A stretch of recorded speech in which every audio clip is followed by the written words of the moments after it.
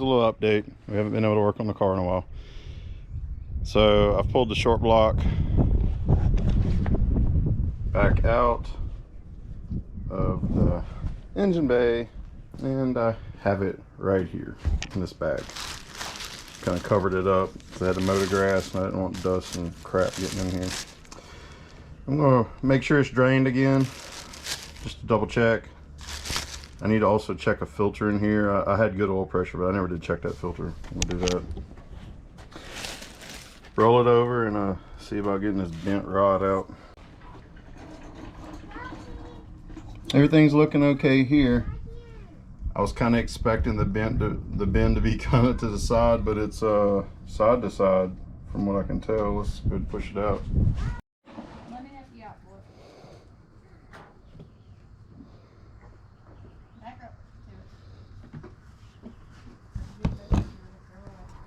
Not long ago, I had made a commitment to kind of get back on my videos, and it fell short pretty bad. So we've had a lot of life stuff going on.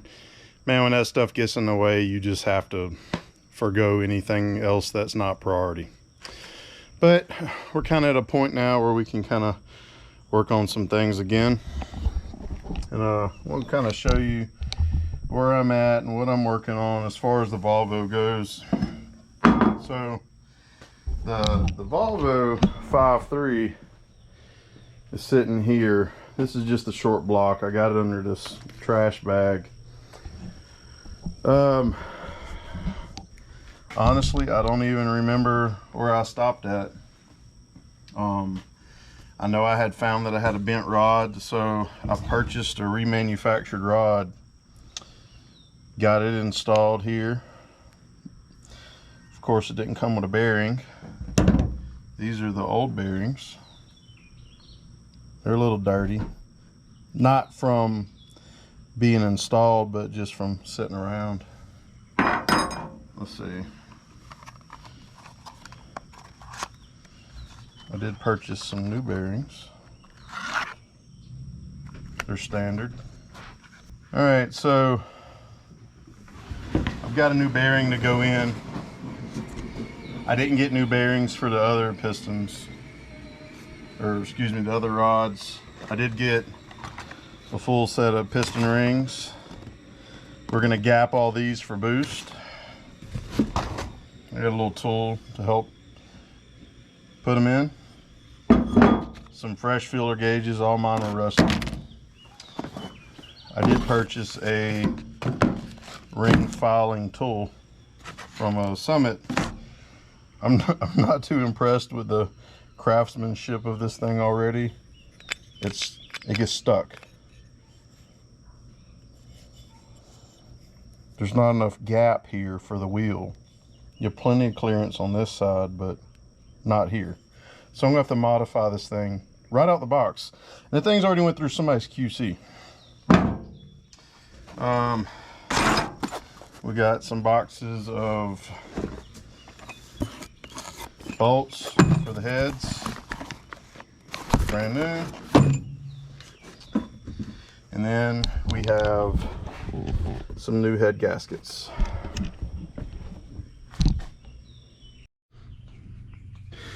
All right, so we got the number 5 piston out. On the opposite side, we got the number 6 out. When you look inside the cylinder, you can see cross hatching, but you can also see little marks and picks, and there's some rust in there, things of that nature.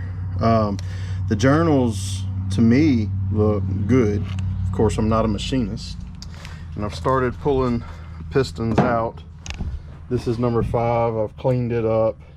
I've taken an old oil ring, cut it, and kind of dug the carbon deposits out and scraped it clean. This is number 6. I have not cleaned it yet. I just pulled its rings off. Just for fun, I'm measuring the top and second ring just to see what the gaps are inside of the cylinder bores right here. Interesting enough, I've seen where people pull their rings and they'll measure about 14 1/1000ths on the top ring. My top ring on this one measured 28 1/1000ths, which is like more than I was going to gap the new rings for boost. and the second ring was 30 1/1000ths. So I might just go back with similar numbers, or kind of on the upper 20s, since I do want to turbo this car and may do a little something extra. So right now today I'm just kind of pulling out the pistons, checking these bearings, checking the journals, checking the cylinder walls, pulling the piston rings and cleaning it, because this is very a tedious job and it's going to take all day long to do it. And what it looks like I will have to do is come back in with a ball hone to do the deglazing of the cylinders and clean these up some before the new rings go in. So I just got the heads back from Napa.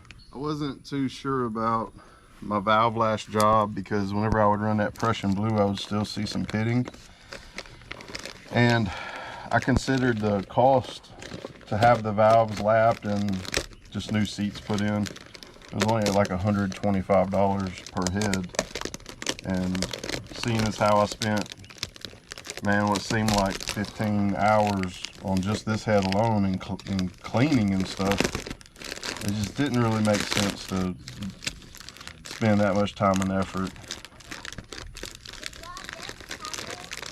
Dude, you got frogs and tadpoles? Let me see. Come bring them over here. Let me see. Let me see. You got the tadpoles? Hey, they're gonna die if you let them come out of the water. But they're in water in here. I know, but it's not enough water. You might want to go put them back. See, they're already starting to lay over and die. Okay. So anyways, I just went to Napa and asked about one head, and he told me the price, and I was like, you know what, I'm just going to leave them both heads and let him take a look and all that. And that's been about a month ago. I called today just to see if they were done. He told me that he had a lot of engines to build, and every time I go in there, there's a lot of engines just sitting around, heads, cylinder heads everywhere, blocks. He's done work on blocks. He's building engines, he's building LS's, big blocks, everything. So I just kind of left him and didn't bother him none, and went to work for a few weeks and came back, and we were home a few weeks. I decided to give him a call today, and well, here they are. So looks pretty good.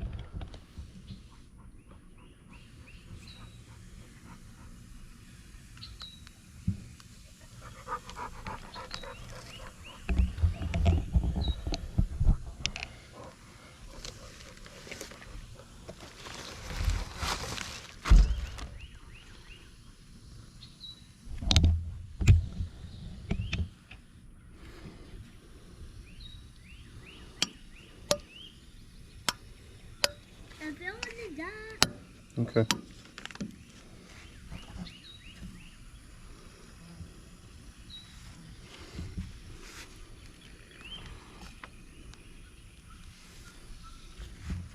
They look nice and clean.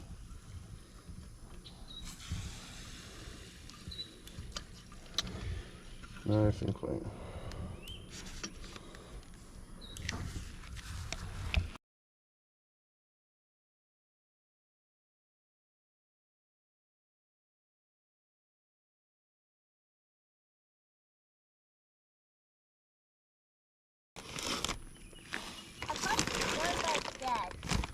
Okay.